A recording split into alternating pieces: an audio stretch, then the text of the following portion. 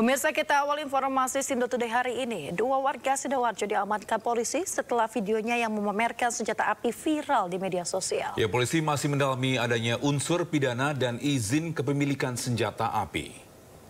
Wong ngasih kabeh nyantai kabeh iki. Mbuh wong ngopo kabeh iki karo. Tapi kan duwe ngene kabeh ya mbuh iki.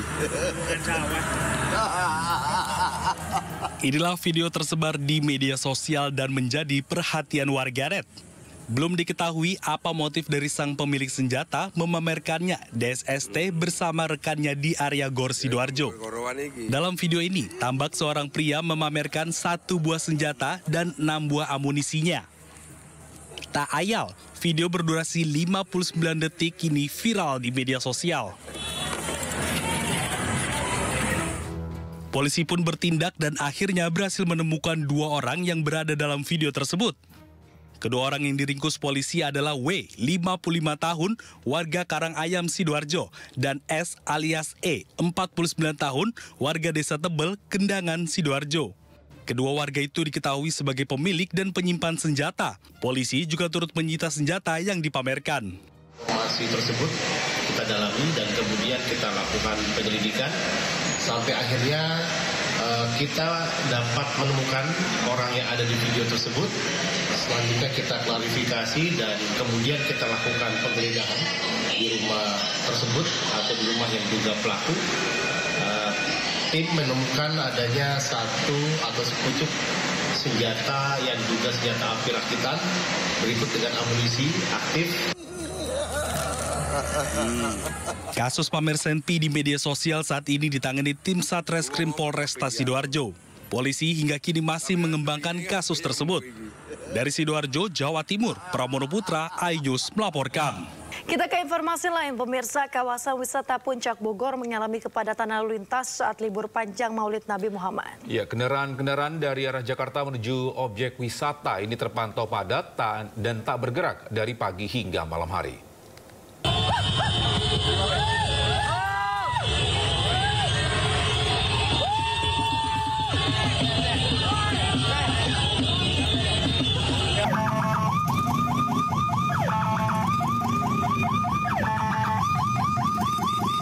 Nah, ini info terbarunya kondisi di Lewi Malang, depan Bakmi Golek sampai dengan Cimori.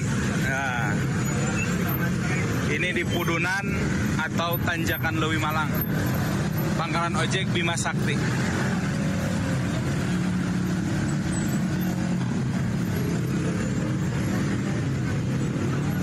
Luar biasa, ini kita jalur naik ya, jalur naik one way.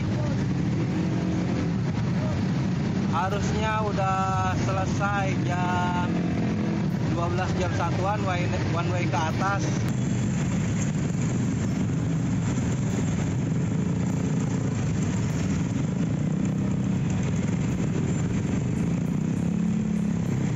Lihat ini, sampai tengah malam, sampai pukul 00 ini. Ampun. Ini udah di atas, Mai. Udah ngelewatin Gunung Mas sama waktu itu. Aku sampai nongkrong, Mai, macetnya. Mati, Mai. Nggak bisa jalan.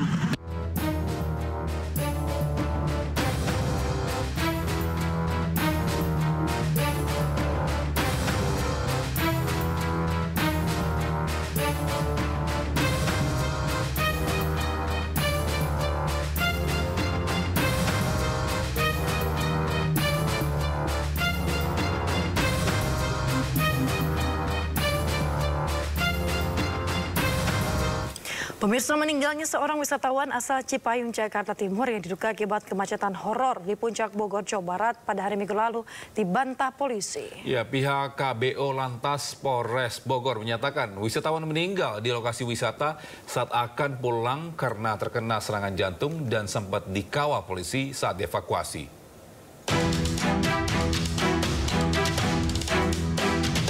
Polisi meluruskan terkait berita meninggalnya seorang wisatawan saat kemacetan horor di jalur Puncak Bogor, Jawa Barat yang mencapai 10 jam lebih hari Minggu lalu.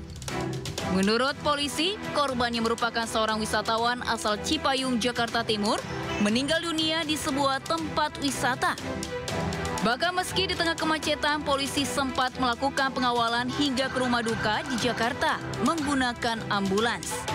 Korban dipastikan meninggal karena terkena serangan jantung saat berekreasi. Di sisi lain, menurut keterangan warga, seorang wisatawan meninggal karena terjebak kemacetan panjang selama 10 jam lebih. Berita terkait wisatawan di kawasan Puncak yang meninggal karena serangan jantung itu memang betul, namun wisatawan tersebut pada saat terjadi serangan jantung itu masih berada di kawasan wisata.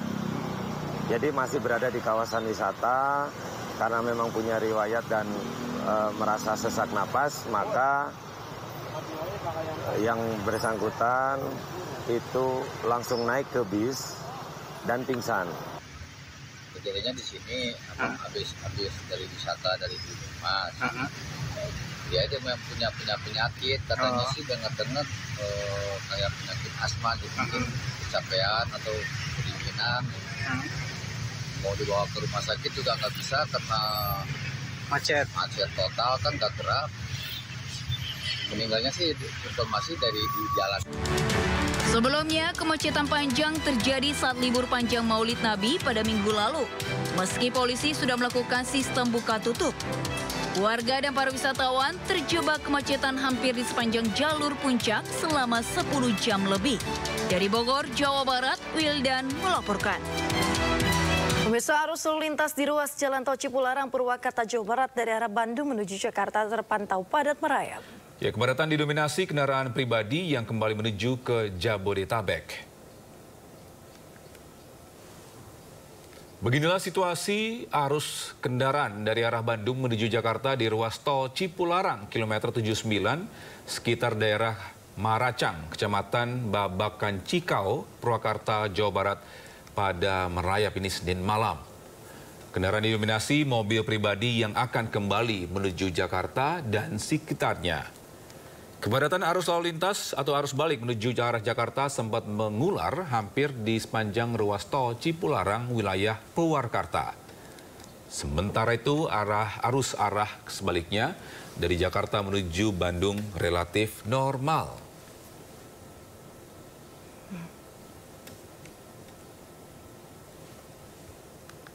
Pemirsa, momen arus balik usai libur panjang di stasiun Pasar Senen Jakarta terpantau ramai penumpang.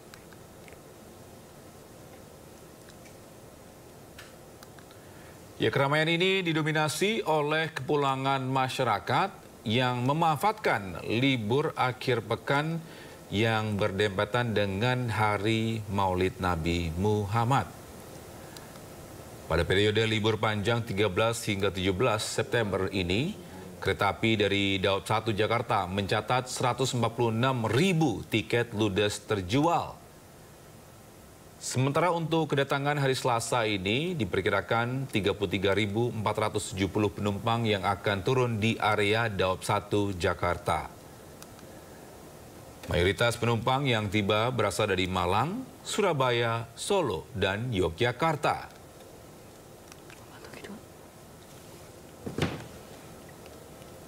Sementara itu antrian wisatawan membludak saat mengarungi arung jeram di Sungai Palayangan, Pangalengan, Kabupaten Bandung. Ya, peristiwa ini terjadi saat libur panjang akhir pekan hingga viral di media sosial. Pemirsa, seperti inilah kondisi antrian wisatawan saat arung jeram di Sungai Palayangan, Pangalengan, Kabupaten Bandung, Jawa Barat. Antrian panjang dan juga terjebak macet tidak hanya terjadi saat berada di jalan raya, pemirsa, namun juga terjadi di sungai saat menikmati wisata arung jeram yang berlangsung pada libur panjang akhir pekan kemarin. Kondisi kemacetan dan juga membludaknya wisatawan menjadi viral di media sosial.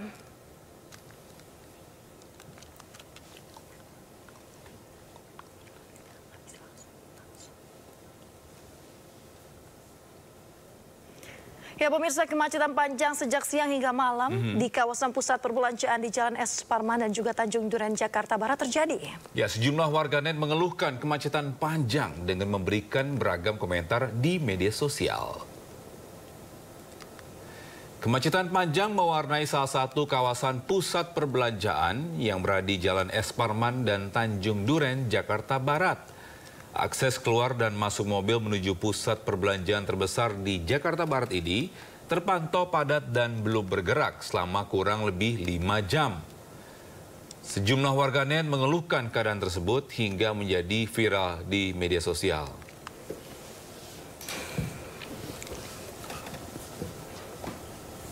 Terima kasih masih bersama kami di Sindo Today. Pemirsa, seorang guru ngaji di Sragen, Jawa Tengah diarak warga keliling desa di Kecamatan Sumberlawang, Kabupaten Sragen, Jawa Tengah. Ya, guru ngaji tersebut ditangkap oleh warga karena diduga mencabuli muridnya sendiri.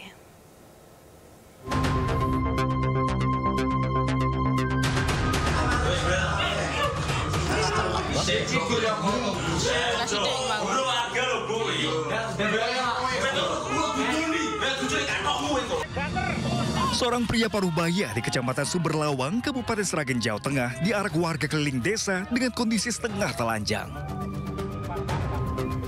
Bahkan sebelumnya, pria yang juga adalah seorang guru ngaji dan ustadz ini menerima pukulan kemarahan sang istri usai perbuatan bejatnya terungkap.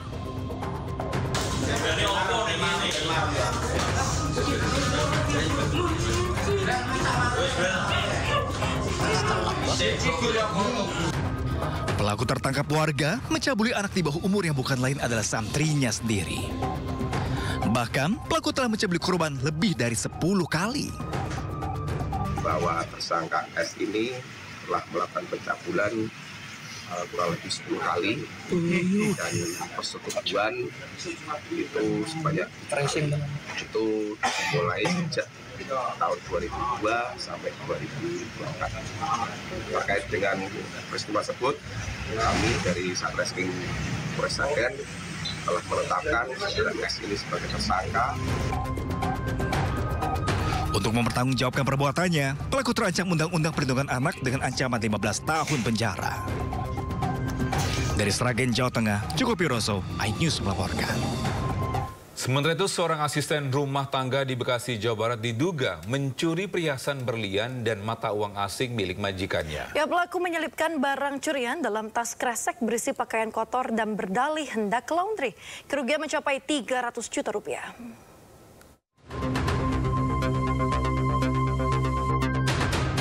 Wanita ini adalah seorang asisten rumah tangga.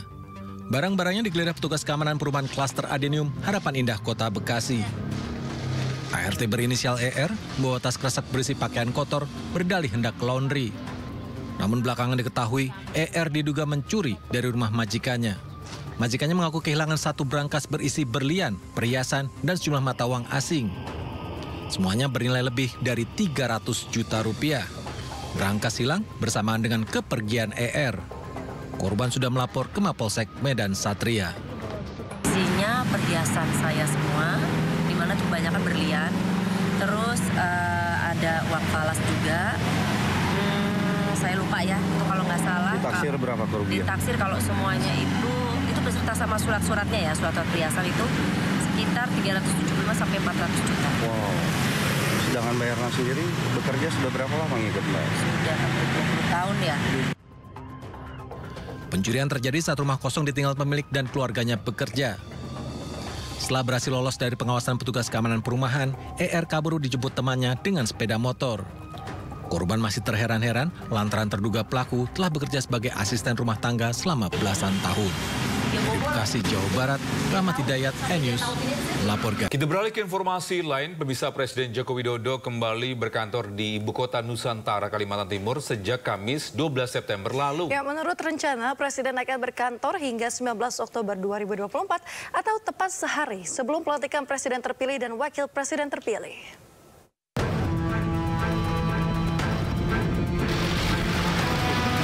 Presiden Joko Widodo kini tengah memimpin dan mengawasi jalannya pemerintahan dari Ibu Kota Nusantara, Kalimantan Timur.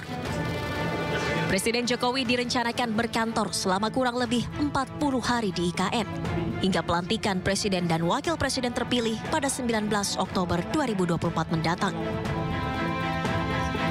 Sejumlah rangkaian kegiatan dilakukan Presiden di IKN. pada Kamis 12 September 2024 lalu.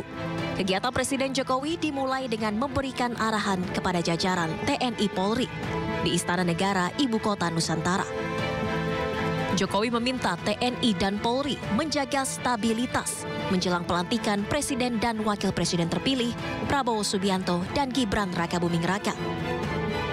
Ia juga meminta TNI Polri mendukung transisi pemerintahan agar proses transisi berjalan baik dan lancar. Setelah itu Presiden Jokowi memimpin sidang kabinet paripurna terakhir di Istana Garuda, Ibu Kota Nusantara, Jumat pagi, yang diikuti oleh seluruh jajaran Menteri Kabinet Indonesia Maju. Presiden meminta kepada seluruh menteri untuk menuntaskan program kerja sebelum masa Kabinet Indonesia Maju berakhir, serta mempersiapkan transisi pemerintahan dan mendukung program kerja Presiden dan Wakil Presiden terpilih. Presiden Jokowi kemudian kembali menyampaikan permintaan maaf kepada seluruh menteri kabinet. Masa pemerintahan Jokowi Ma'ruf Amin akan berakhir pada 20 Oktober 2024 mendatang dan digantikan Presiden dan Wakil Presiden terpilih Prabowo Subianto, Gibran Rakabuming Raka. Tim Liputan iNews melaporkan.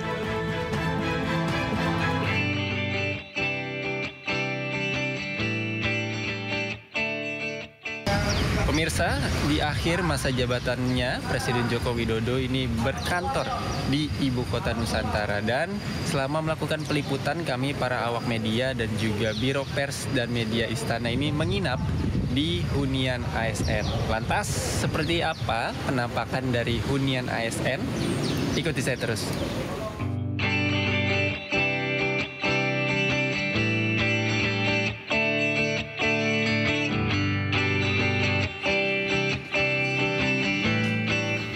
Jelang perpindahan ASN, pemerintah terus mengebut pembangunan hunian ASN di Ibu Kota Nusantara, Kabupaten Penajam Pasir Utara, Kalimantan Timur. Saat ini sudah ada beberapa tower yang siap dan telah digunakan untuk berbagai kegiatan di IKN. Setiap tower terdiri dari 10 lantai dengan 1 lantai basement. Untuk naik turun ke setiap lantai, disediakan tangga dan 2 unit lift. Inilah gambaran unit hunian ASN yang ada di Ibu Kota Nusantara, Kalimantan Timur. Saat masuk, akan menemui ruang tamu dan ruang keluarga yang dilengkapi meja, lemari, kabinet, sofa, hingga 1 unit televisi. Di sampingnya terdapat ruang makan yang dilengkapi meja makan dengan 6 kursi, serta dapur lengkap dengan kitchen set dan kompor tanam, serta tempat pencuci piring. Ada juga 1 unit kulkas yang disediakan.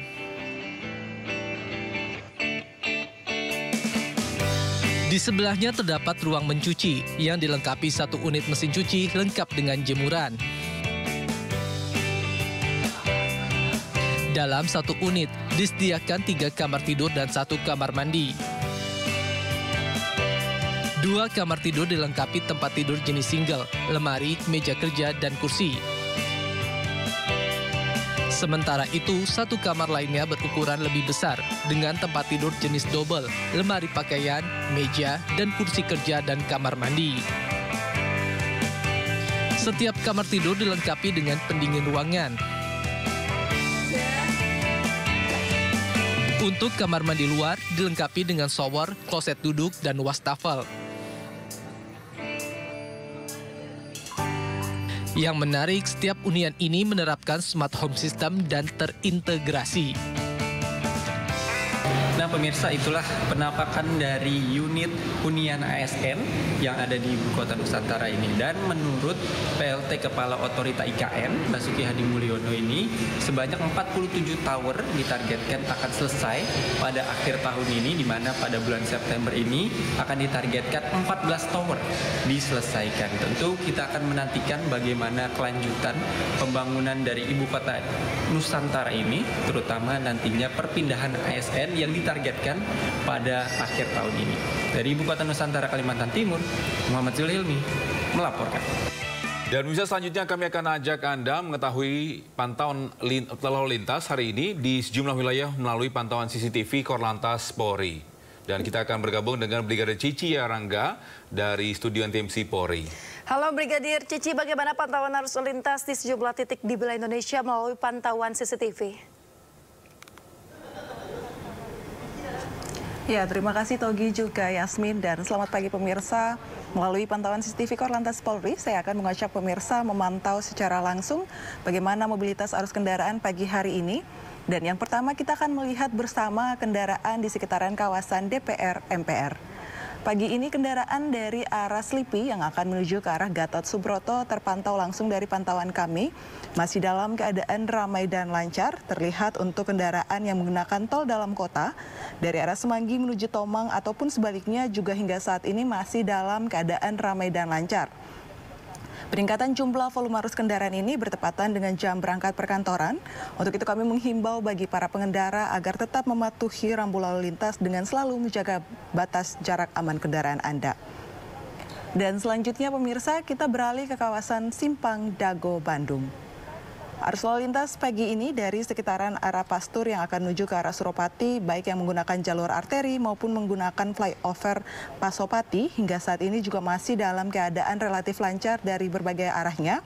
Sedangkan untuk kendaraan dari arah Juanda atas yang akan menuju ke arah Juanda bawah, hingga saat ini masih dalam keadaan ramai dan lancar. Berikutnya kita beralih ke kawasan Pospol Induk Brebes, Jawa Tengah. Arus lalu lintas dari arah Tegal ataupun Semarang yang nantinya akan mengarah ke arah Jakarta hingga saat ini sedikit terjadi perlambatan kecepatan kendaraan menjelang masuknya antrian traffic light dan terjadi perpanjangan antrian traffic light sepanjang 100 meter ke belakang. Namun selepasnya kendaraan-kendaraan ini masih melaju dengan kecepatan yang cukup normal. Sedangkan untuk arah Jakarta yang akan menuju ke arah Tegal maupun Semarang dan juga ke arah Cirebon terlihat hingga saat ini masih dalam keadaan relatif lancar. Kami menghimbau bagi para pengendara untuk tetap bersabar menunggu antrian traffic light dan saling memberikan kesempatan bagi para pengendara lainnya. Pemirsa, terakhir kita beralih ke kawasan Mall Citowaru, Surabaya, Jawa Timur. Arus lalu lintas dari arah Sidoarjo yang akan menuju ke arah Surabaya melalui Jalan Ahmad Yani terpantau hingga saat ini masih dalam keadaan ramai dan lancar. Kami menghimbau bagi para pengendara yang melewati jalur ini agar tetap menjaga batas laju kecepatan kendaraan Anda dan juga tetap pada jalur yang benar demi menjaga keselamatan diri Anda pribadi tetapi juga keselamatan bersama di jalan. Dan pemirsa, berdasarkan data RSMS Korlantas Polri, angka kecelakaan lalu lintas di seluruh Indonesia selama 1 kali 24 jam telah terjadi 130 kasus laka lantas dengan rincian 25 meninggal dunia, 256 luka ringan dan 130 luka berat. Kami himbau bagi para pengendara untuk selalu mengantisipasi laju kecepatan kendaraan Anda, khususnya bagi para pengendara roda 2. Dihimbau juga untuk menggunakan helm baik pengemudi maupun penumpang. Dan pemirsa, untuk Anda yang ingin mengupdate bagaimana perkembangan arus lalu lintas baik di kota Jakarta maupun kota-kota besar lainnya, kami siap melayani Anda. Pemirsa dapat menghubungi call center kami di 1500669 ataupun melalui SMS Center di 9119. Demikian Yasmin juga Togi yang dapat kami laporkan langsung dari Studio NTMC Korlantas Polri dan silakan kembali ke Anda. Baik, terima kasih Brigadir Cici Yulia Yarangga atas laporan Anda. Selamat bertugas kembali dan salam presisi.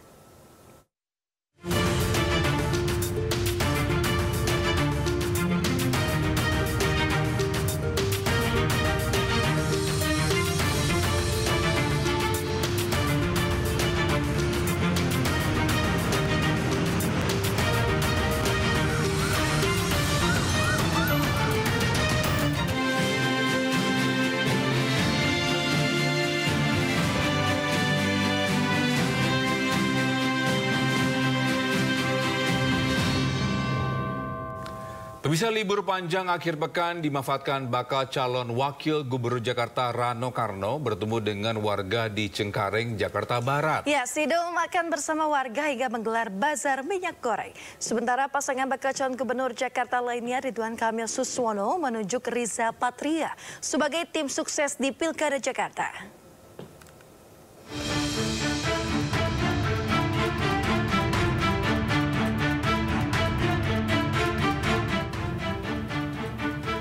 Bertempat di RW 16 Cengkareng Timur, Jakarta Barat, bakal calon gubernur Jakarta Rano Karno menemui warga. Kedatangan Sidul untuk mendengarkan langsung keluhan warga. Mantan gubernur Banten ini juga menyempatkan makan bersama warga dan menggelar bazar minyak goreng. Waduh, alhamdulillah nih, ya bukan tak kabur tapi semakin yakin minimal kita nenamu diterima itu aja udah bagus. Nenamu diterima itu udah bagus. Nah artinya inilah adab Betawi, datang kita kasih kabar, kita datang nenamu nih, udah datang deh dul. Bahkan kita disediain pecak. Nah, Betawi 2 tuh, kalau udah disediain jengkol sama pecak, insya Allah didukung. Pasangan calon gubernur Jakarta lainnya Ridwan Kamil dan Suswono melakukan pertemuan dengan partai koalisi. Salah satu hasil pertemuan, pasangan Ridho menunjuk Ahmad Riza Patria sebagai ketua tim sukses Pilkada Jakarta. Pengumuman susunan tim sukses Ridho akan dilakukan dalam waktu dekat. Struktur dari kemarin sudah siap dan ini akan kemudian disampaikan kepada kawan-kawan di dalam, termasuk pembagian tugas dengan target kita menang di Pilkada DKI. Diumumkan hari ini berarti ya ke publik setelah komunikasi dengan nanti apa namanya lusa nanti paslon akan mengumumkan tim pemenangan lengkap. KPU akan menetapkan pasangan calon gubernur pada 22 September mendatang. Dari Jakarta, Wendra Nura, Wildan Aulia, Zulkarnain melaporkan. Pemirsa, pasangan bakal calon gubernur dan wakil gubernur Jakarta Ridwan Kamil dan Suswono menggelar pertemuan dengan Partai Koalisi Jakarta Baru. Ya, pertemuan tersebut juga diikuti anggota DPRD dari Partai Koalisi Indonesia Maju Plus dan tim pemenangan.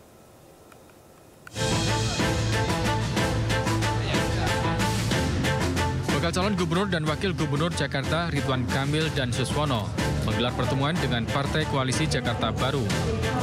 Pertemuan ini dihadiri anggota DPRD dari Partai Koalisi Indonesia Maju Plus, Ketua Tim Pemenangan, serta dihadiri langsung Ketua Harian Partai Gerindra, Sufmi Dasko. Usai pertemuan, Sufmi Dasko mengatakan sejumlah strategi dan pembagian tugas telah disampaikan kepada anggota DPRD terpilih dan Partai Koalisi Kim Plus untuk memenangkan Pilgub Jakarta. Ya, kalau kami akan lebih banyak mengandalkan kerja-kerja lapangan, di mana kerja-kerja lapangan itu akan diambil oleh anggota-anggota dari partai koalisi yang duduk di parlemen dan tentunya sudah menguasai peta wilayah dan basis mereka masing-masing.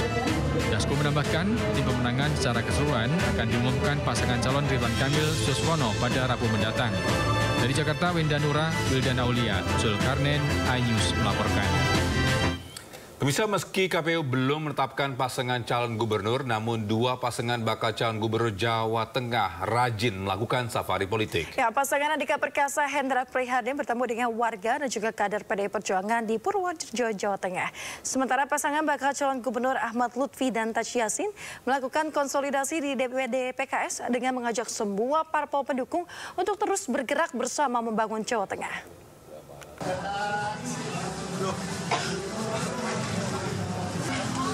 Menjelang kontestasi Gubernur Jawa Tengah, bakal pasangan calon Andika Perkasa dan Hendra Prihadi melakukan safari politik ke Kabupaten Purworejo, Jawa Tengah. Bersama istri, kedua pasangan melakukan pertemuan dengan ratusan kader dan simpatisan PDI Perjuangan. Terkait hasil survei, pasangan ini meyakini masih cukup waktu untuk terus berjuang meraih simpati masyarakat. Ya, itu adalah hasil survei mereka. Kami pun juga akan terus berusaha. Pasti kalau ada kekurangan-kekurangan yang harus dievaluasi. Dan yang terpenting kita masih punya waktu untuk memperbaiki. Pasangan bakal calon lainnya Ahmad Lutfi dan Taj Yassin melakukan konsolidasi di DPD PKS Jawa Tengah. Mantan Kapolda Jawa Tengah mengajak semua partai politik pendukungnya terus bergerak bersama untuk membangun Jawa Tengah. Sehingga ini merupakan suatu kekuatan kami dalam rangka meneruskan daripada kebijakan kami bahwa nanti kami akan maju sebagai bakal calon gubernur dan wakil gubernur. KPU akan menetapkan pasangan calon gubernur pada 22 September mendatang. Dari Semarang dan Purworejo, Jawa Tengah melaporkan. Bisa mulai Senin 16 September 2024, Otorita Ibu Kota Nusantara atau OIKN membuka kunjungan umum ke Ibu Kota Nusantara. Ya, pengunjung berkesempatan untuk melihat Plaza Seremoni dan juga Taman Kusuma Bangsa Nusantara secara langsung.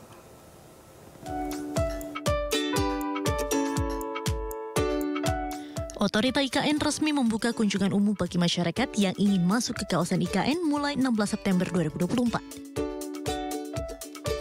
Bagi masyarakat yang berminat untuk berkunjung ke kawasan IKN, diharapkan dapat melakukan pendaftaran secara online terlebih dahulu melalui aplikasi IKN Now.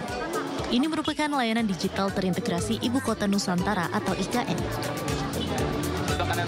Warga yang sudah mendaftar akan diatur pihak OIKN masuk ke area IKN. Kunjungan dapat dilakukan setiap harinya dari pukul 9.00 hingga pukul 17.00 waktu Indonesia Tengah. Selanjutnya pengunjung dilayani oleh bus transportasi EV Bus yang selanjutnya membawa para pengunjung masuk ke dalam area IKN dari rest area yang menjadi titik kumpul. Area yang dibuka sendiri yakni Plaza Seremoni dan Taman Kusuma Bangsa Nusantara. Meski diperuntukkan untuk umum, kawasan IKN saat ini masih dalam proses pembangunan dan mempertimbangkan aspek keamanan, ketertiban, serta keselamatan. Oleh karena itu, jumlah pengunjung dibatasi. Selama periode kunjungan, jumlah maksimal adalah 300 orang per hari. Di kunjungan terbuka ini adalah yang perdana 16 September bagi masyarakat umum bisa menikmati kawasan inti pusat pemerintahan Ibu Kota Nusantara. Jadi tujuannya adalah agar masyarakat bisa melihat sendiri bagaimana pembangunan Ibu Kota Nusantara ini berlangsung dan bagaimana pengerjaan yang bangunan-bangunan yang sangat indah. Sementara itu, salah satu pengunjung mengaku senang mendapatkan kesempatan untuk melihat langsung bagaimana progres pembangunan Ibu Kota Nusantara. Senang banget karena kesempatan untuk melihat IKN secara langsung, melihat pembangunan Ibu Kota Nusantara di kota kami, itu sangat excited sekali, sehingga kita rame-rame kesempatan tanggal merah untuk berkunjung ke sini. Dibukanya secara umum area IKN adalah kesempatan untuk merasakan semangat pembangunan ibu kota masa depan Indonesia. Dari kawasan Ibu Kota Nusantara, Mukmin Aziz, iNews melaporkan.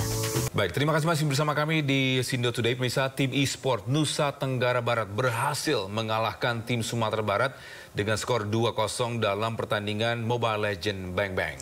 Selain tim dari NTB dan Sumbar, pemirsa, tuan rumah Sumatera Utara juga bertanding melawan Provinsi Banten.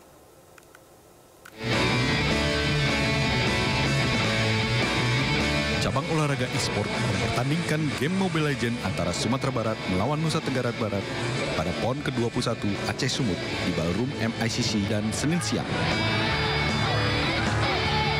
Dalam pertandingan pertama, ada 8 provinsi yang bertanding di game Mobile Legends. Tim e-sport NTB menang melawan tim e-sport dari Sumatera Barat dengan skor 2-0. Tim NTB terus menggempur pertahanan Sumbar dengan hero-hero andalan tim NTB. Babak pertama tim NTB bermain cepat dan langsung masuk lalu menghancurkan tower milik Sumbar. Karena kita kan udah persiapan tuh dari bulan Maret mungkin, jadi kalau dari persiapan udah lumayan matang lah bisa dibilang. Mungkin kalau dibilang masuk ke tim profesional ya ke tim Onyx ya, karena dulu saya juga pernah main di Onyx cuman di MDL. Itu pun satu season, jadi kayak pingin ngebuktiin lagi lah main di Onyx. Untuk pertandingan selanjutnya, Rizky Pangestu menambahkan tidak ada persiapan khusus, namun timnya akan melakukan evaluasi pertandingan sebelumnya. Selain Mobile Legends, ada 2 game lagi yang dipertandingkan seperti Battle of Guardian and Honor of Kings. Dari Medan, Sumatera Utara, Ahmad Riwan Nasution, iNews melaporkan. Bisa 2 kali atlet tinju asal Sumatera Utara dianggap menang kontroversi dan diuntungkan wasit hingga mendapat protes. Panitia menonaktifkan seorang wasit yang kinerjanya dianggap tidak baik.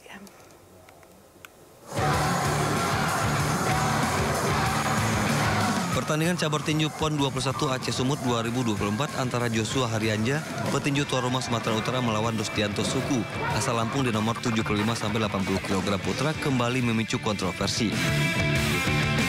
Wasit dianggap tidak bagus memimpin pertandingan karena menguntungkan tuan rumah, hingga beberapa kali memunculkan protes dari pihak Lampung.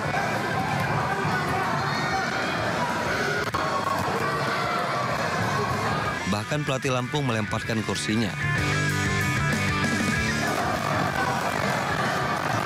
Petinju tuan rumah kemudian memenangkan pertandingan dengan skor 4-1. Usai pertandingan, panitia besar tinju PON melakukan evaluasi kepada wasit tersebut dan menemukan ada kesalahan yang diperbuat.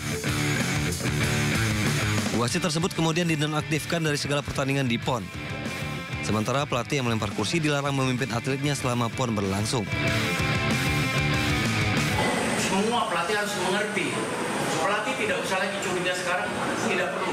Tanpa pelatih komplain, semua wasit hakim yang tidak menjalankan kinerjanya dengan baik dan benar sesuai aturan, kita suspek.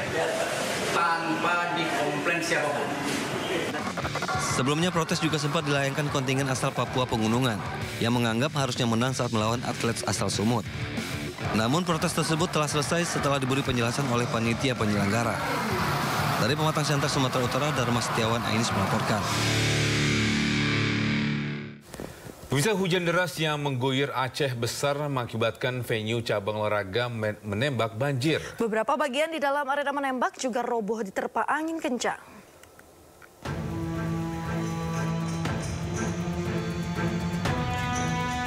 Banjir mengenangi area parkir venue cabang olahraga menembak pada PON 21 Aceh Sumut di lapangan tembak Rindam Mata Iye, Aceh Besar.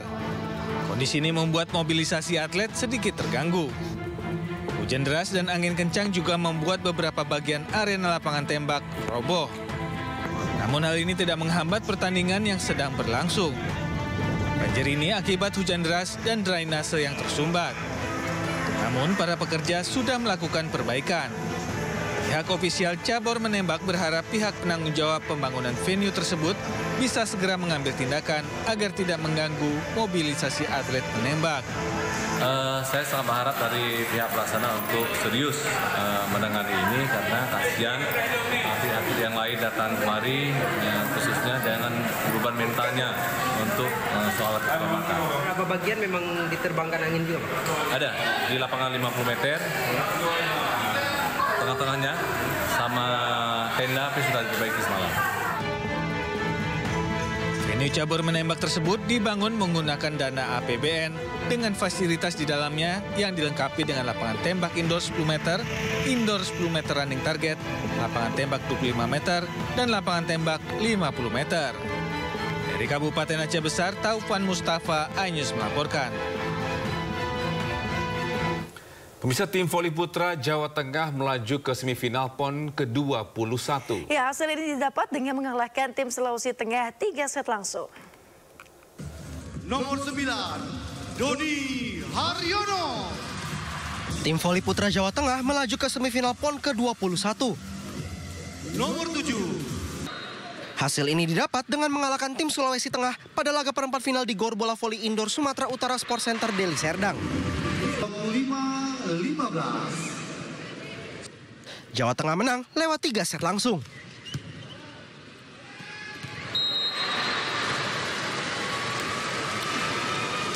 Jateng mengalahkan Sulteng dengan skor akhir 25-15, 25-19, dan 25-11. Di semifinal, Jawa Tengah akan menghadapi pemenang dari laga Sumatera Utara melawan Jakarta. Sementara itu, kontingen tuan rumah yaitu Sumatera Utara menambah pundi-pundi medali mereka di PON ke-21. Ya, kali ini medali datang dari cabang olahraga wushu lewat atlet andalan mereka Haris Horatius dan juga Nicholas.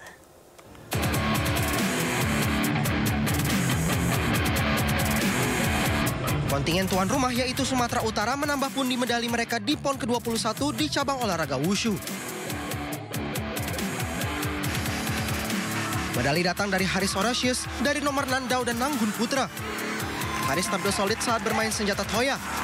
Alhasil, Haris mencatat nilai akhir 19.306 untuk membawanya berdiri di podium tertinggi.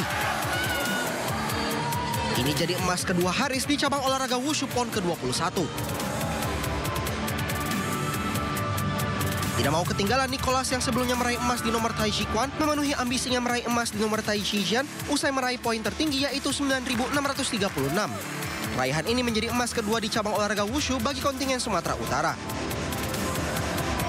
Dari Deli Serdang, Sumatera Utara, Yuda Bahar, iNews melaporkan. Dan berikut perolehan medali sementara peserta PON 21 2024 Aceh Sumut hingga Senin malam.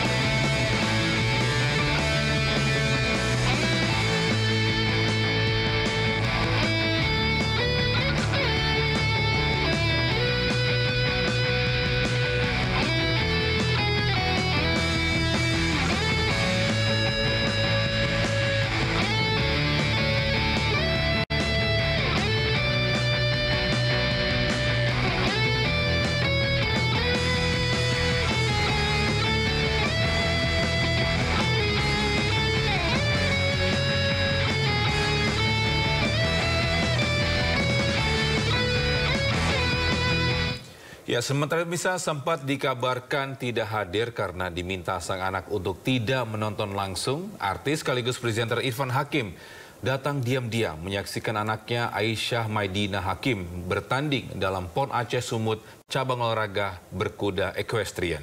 Ya, sang anak Aisyah Maidina Hakim berhasil meraih medali emas untuk kategori bergu lompat rintangan 100 cm.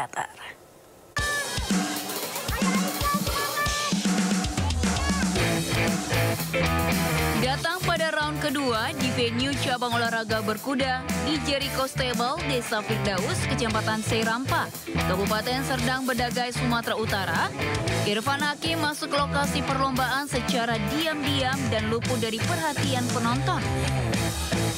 Pada round pertama, Aisyah Hakim sempat melakukan beberapa kesalahan. Ramainya masyarakat yang menonton yang memanggil namanya dan kudanya diduga menjadi penyebab Aisyah Hakim menjadi grogi. Namun di round kedua berhasil memaksimalkan penampilannya dengan berhasil menyelesaikan semua lompat rintangan dengan baik. Dalam pertandingan berkuda equestrian kategori bergu lompat rintangan 100 cm, Aisyah Hakim bermain bersama dua atlet tandem lainnya, yaitu Muhammad Akbar Kurniawan dan Rifa Renanda Harsa. Kemenangan tim bergu kontingen DKI Jakarta ini setelah menyelesaikan semua lompatan dan waktu yang tidak bisa dikejar oleh kontingen lainnya. Ada Aisyah, anak saya ada Aisyah dari Pat sama Aan. Ini luar biasa, saya sengaja datang ke sini ke Sumatera Utara buat melihat perjuangan anak saya secara langsung. Tadi di awal, agak mendebarkan, tapi kedua langsung keren banget dan alhamdulillah mendapatkan medali emas sesuai dengan yang cita-citakan. Seperti itu. DKI Jakarta keluar sebagai juara dalam kategori bergu lompat rintangan 100 cm dan meraih medali emas. Sementara untuk perak diraih kontingen Jawa Barat, disusul tuan rumah Sumatera Utara yang harus puas meraih medali perunggu. Dari Serdang Bedagai, Sumatera Utara, Wahyu Rustandi, iNews melaporkan.